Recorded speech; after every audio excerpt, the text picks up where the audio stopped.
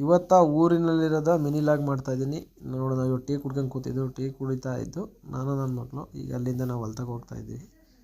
ಯಾಕೆ ಅಂತಂದರೆ ಊರಲ್ಲಿ ಹೊಲ ಕುಯ್ದಿದ್ರು, ಅದನ್ನು ಹೊಲದಲ್ಲಿ ಹುಲ್ ಕಟ್ತಾ ಇದ್ವಿ. ಹುಲ್ ಕಟ್ಟೋಣ ಅಂತೇಳಿ ತೆಕ್ಕೆ ಮಾಡ್ತಾಯಿದ್ವಿ. ಹುಲ್ಲೆಲ್ಲ ಹರಿವಂತಕ್ಕೆ ಜೋಡಿಸ್ತಾ ಇದ್ದೀವಿ. ನೋಡಿ, ಅಲ್ಲಿ ನನ್ನ ಮಗಳು ನಿಂತವಳೆ ನೋಡಿ, ತೆಕ್ಕೆ ಕಟ್ತಾ ಇದ್ದೀನಿ. ಅಲ್ಲಿಂದ ಮನೆ ಹತ್ತಕ್ಕೆ ಹುಲ್ಲು ಹೊತ್ಕೊಂಬಂದು ಹಾಕಿ ಆದಮೇಲೆ ತಿರ್ಗಾ ಎಮ್ಮೆ ತಂಡ ಕಟ್ಟಾಕ್ಬೇಕಾಯ್ತು. ಎಮ್ಮೆ ಹಸು ಎರಡು ತಂಡ ಈ ಹೊಲ್ತಕ್ಕೆ ಕಟ್ಟಾಕಬೇಕಾಯ್ತು. ಕಟ್ಟಾಕಕ್ಕೆ ಹೋಗ್ತಾಯಿದ್ದೀನಿ. ಅಲ್ಲಿಂದ ಬಂದು ಕಟ್ಟಾಕಕ್ಕೆ ಹೋಗ್ತಾಯಿದ್ದೀನಿ ನೋಡಿ.